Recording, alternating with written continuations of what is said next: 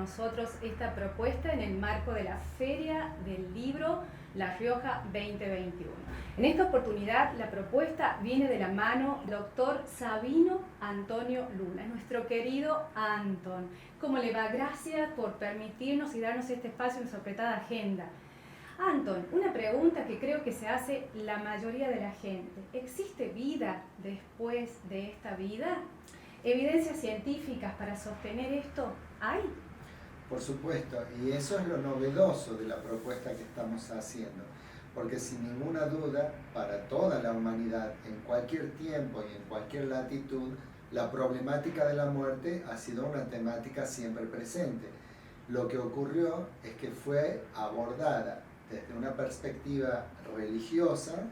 con cuestiones que tienen que ver con una mirada dogmática, y también desde una perspectiva filosófica basada en elucubraciones teóricas, ambas no sustentadas por evidencia científica. Lo novedoso, lo que es de alguna manera una instancia renovadora en esta oportunidad, es que nosotros vamos a presentar evidencias científicas de la supervivencia del alma desde una perspectiva que se apoya en el positivismo, en hechos concretos, en pruebas físicas de esa realidad de la supervivencia del alma. Y en ese sentido, entre muchas líneas de investigación muy bien documentadas y publicadas, hemos escogido 4 que consideramos las más importantes y significativas justamente por el respaldo que existe en los medios académicos. La primera, sería la línea llamada de la reencarnación, la segunda, de la transcomunicación, la tercera, la de las experiencias cercanas a la muerte, y la cuarta, la de las experiencias fuera del cuerpo. Muy brevemente, para desarrollar cada una de ellas, vamos a decir que en la primera línea de investigación podemos identificar a su vez 2 sublíneas. La que ocurre en los recuerdos espontáneos en niños que se han investigado en todo el mundo y que con muy buen criterio el profesor pionero en estas instancias, que fue el profesor Jamendra Nath Banerjee de la Universidad de Rajasthan, Jaipur, India, denominó como memoria extracerebral. Creemos que fue con muy buen criterio porque efectivamente estas criaturas demostraban recordar experiencias que nunca habían pasado por ese cerebro. Es decir, eran memorias que no se almacenaban en el cerebro físico, sino que eran traídas en estructuras energéticas que ahora influyen en el cerebro actual y permiten la recordación. Entre las líneas que hacen a la memoria extracerebral, conviene destacar que la labor pionera, que comienza en el año 1953 con el profesor Jamendra Nath Banerjee, fue después proseguida por un médico, el doctor Ian Stevenson, que era jefe de la cátedra de neuropsiquiatría de la Facultad de Medicina de la Universidad de Virginia,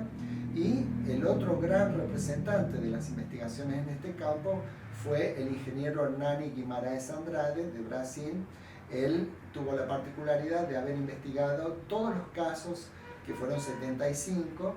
en el interior de Brasil. En cambio, los otros 2 investigadores, Jamendra Nath Banerjee y Ian Stevenson, realizaron sus investigaciones en los 5 continentes en todo el mundo. Conviene destacar que estas investigaciones sumaron más de 4.000 casos llamados resueltos, es decir, niños que referían memorias vinculadas a una existencia anterior que después pudieron ser corroboradas positivamente por los investigadores. Los libros que mejor representan este camino de investigación y los casos documentados son MEC, o sea, Memoria Extracerebral, de la autoría de Jamendra Nath Banerjee, 20 casos sugestivos de reencarnación, todos ellos están traducidos al español, del doctor Ian Stevenson, y un libro que el original se llama Reencarnação no Brasil,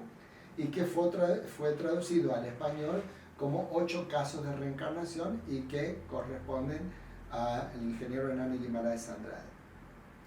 Destaco la cuestión de los 4.000 casos porque ahí se cumplen las dos exigencias que requiere el conocimiento científico, tanto la exigencia cualitativa como la condición cuantitativa. No estamos hablando de 2, de 4, de 10, de 40, estamos hablando de 4.000 casos totalmente documentados y calificados como resueltos. La otra sublínea dentro de la línea de la reencarnación es la de los recuerdos inducidos en adultos, que tienen menor valor científico porque en este caso se aplican técnicas que facilitan la inducción regresiva de la memoria accediendo a contenidos que no son de esta existencia para el sujeto. Y es la base de lo que se denomina en el campo terapéutico terapia de vidas pasadas, que ha tenido representantes muy importantes en distintos lugares del mundo. Por ejemplo, en los Estados Unidos, la doctora Helen Wambach, la doctora Edith Fiore, el doctor Raymond Moody, y principalmente el más conocido en la actualidad, el doctor Brian Weiss, que es autor de varios libros como Muchas vidas, muchos maestros, pero que, como decía, ha tenido representantes en otras latitudes, como ocurrió con el doctor Patrick Droit en Francia, con el doctor Detlefsen en Alemania, Bárbara Ivanova en Rusia, y muy especialmente la doctora María Julia Prieto Pérez, que fue quien trajo la técnica de la terapia regresiva para Latinoamérica, y fue con quien nos formamos nosotros a fines de la década del 80. Esa sería todo lo que constituye la primera línea. La segunda línea, que es la línea de la transcomunicación, se puede subdividir a su vez en transcomunicación mediúmnica y transcomunicación instrumental. La primera implica la presencia de personas capaces de percibir la influencia de los espíritus y dar mensajes totalmente corroborables, como lo ha hecho aquella investigación realizada por la Asociación Médico Espírita de San Pablo y que por más de 70 años demostró la veracidad de los fenómenos transmitidos por el famoso médium brasileño Francisco Cândido de Paula Xavier, conocido más popularmente como Chico Xavier. Ahora, lo más novedoso en ese campo es lo que se denomina transcomunicación instrumental, que fue iniciada en el año 1959 por Fredrik Jürgenson en el interior de Suecia, realizando cintas, utilizando grabaciones de cinta magnetofónica. Él grababa sonidos de la naturaleza y dejó a grabar el canto de aves que iban a ser utilizados en documentales, y sin que él tuviese esa intención comenzó a escuchar en las grabaciones voces que después se presentaron a sí mismas como voces de espíritus. Entonces, una de ellas en particular dio información suficiente como para que fuese identificada de un físico alemán y que dio origen a lo que se llama el camino de la transcomunicación instrumental.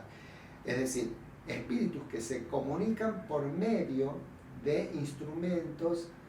tecnológicos, originalmente, como les dije, con la cinta magnetofónica, pero después se obtuvieron comunicaciones por radio, por teléfono, imágenes en TV.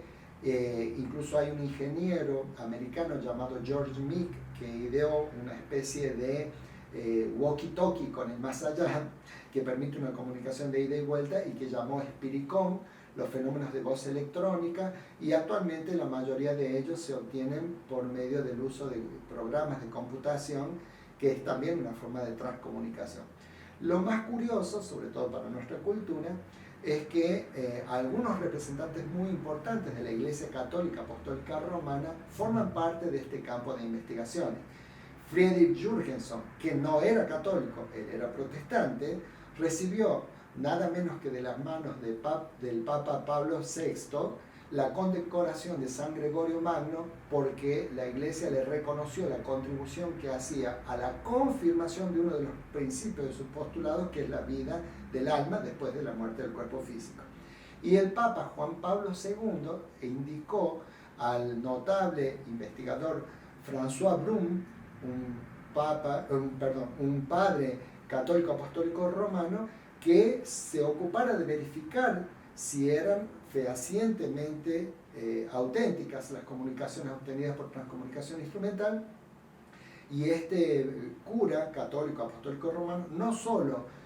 dio un informe absolutamente positivo al respecto, sino que además se transformó en uno de los principales investigadores en ese campo, y hay un libro de su autoría que está traducido al español que se llama Cuando los muertos nos hablan, que es muy interesante. La tercera línea de investigación que hemos mencionado, que es la de las experiencias cercanas a la muerte, ocurre en las personas que sufren lo que se llama un paro cardiorrespiratorio y entran en un cuadro de muerte clínica, y hoy con la tecnología que permite la reanimación, especialmente con las terapias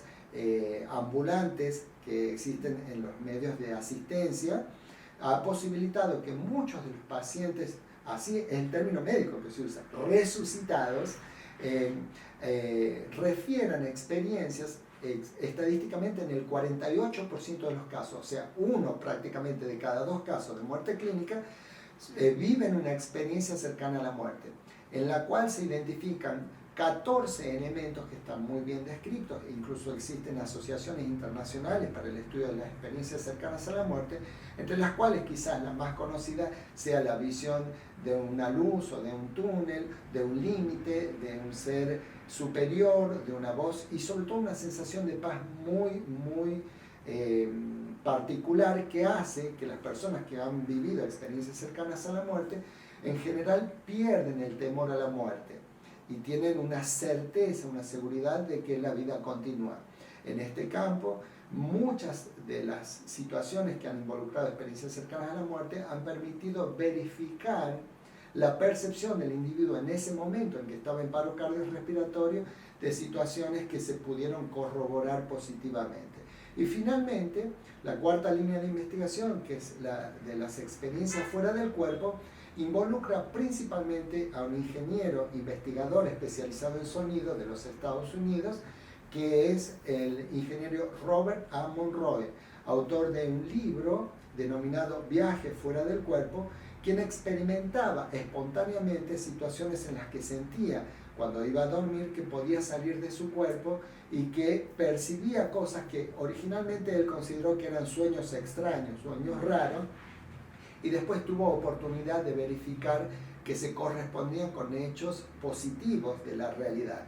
Como él era ingeniero en sonidos, cuando se jubiló, se fue al interior del estado de Virginia, donde él trabajaba, y creó lo que podríamos llamar un dispositivo que permite experimentalmente realizar viajes fuera del cuerpo. Como ingeniero en sonido, él desarrolló un sistema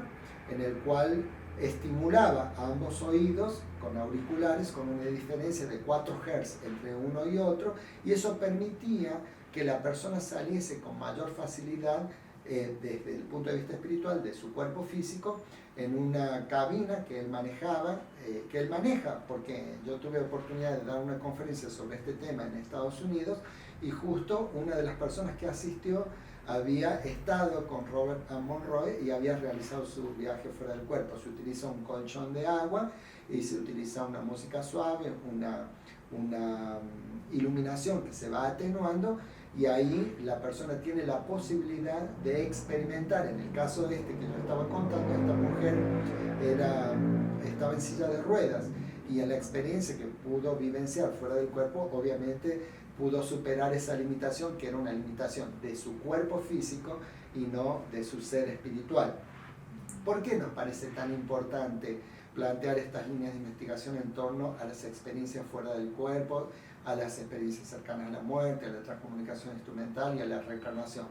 Porque si nosotros tenemos, como lo corrobora la evidencia científica, la constatación de la continuidad de la vida después de la muerte del cuerpo físico, vamos a estar en muchas mejores condiciones de ofrecer consuelo, esperanza y una mejor perspectiva para los momentos en que estamos viviendo. Porque en tiempos de COVID, en tiempos de pandemia, donde casi todos hemos tenido la experiencia de que un familiar nuestro, un ser querido, un amigo, haya retornado al mundo espiritual, tener la certeza de la continuidad de la vida espiritual desde una perspectiva científica representa un consuelo muy significativo, porque eso nos permite saber que nada del cariño, del amor, del afecto que hemos compartido se pierde, que todo eso se conserva, y que como todos vamos a ir por ese camino, no sabemos cuándo, no sabemos cómo, pero sabemos que va a ocurrir, la posibilidad del reencuentro con la renovación de esos afectos. Por eso es que hemos trabajado el sábado 31 de junio a las 20 horas en seminarios respecto a cuando un ser querido se pierde, o sea, la pérdida de seres queridos, y también respecto a la vida continua. La vida continua tanto para ese ser querido que retornó al mundo espiritual como para nosotros como deudos de esa situación. Anton, todo esto tan interesante que nos comentás, ¿dónde podemos seguir profundizándolo de una manera más sistemática? ¿Hay algún curso, taller o seminario de formación que se pueda seguir en este contexto? Se va a desarrollar sistemáticamente, como lo hacemos de manera habitual, a partir del sábado 14 de agosto, un curso que dura 2 horas, todos los sábados de 19 a 20 hasta los primeros días de diciembre, y allí todos los que estén interesados van a poder estudiar temas tan importantes como Dios, Jesús, doctrina espírita y Allan Kardec, reencarnación, desencarnación y otras temáticas que tienen que ver con esta cuestión. Bueno, muchas gracias, Anton, por recibirnos, y agradecemos también especialmente al Gobierno de La Rioja a través del Ministerio de Turismo y Culturas y a través de la Secretaría de Culturas por habernos permitido y habernos facilitado este espacio de difusión.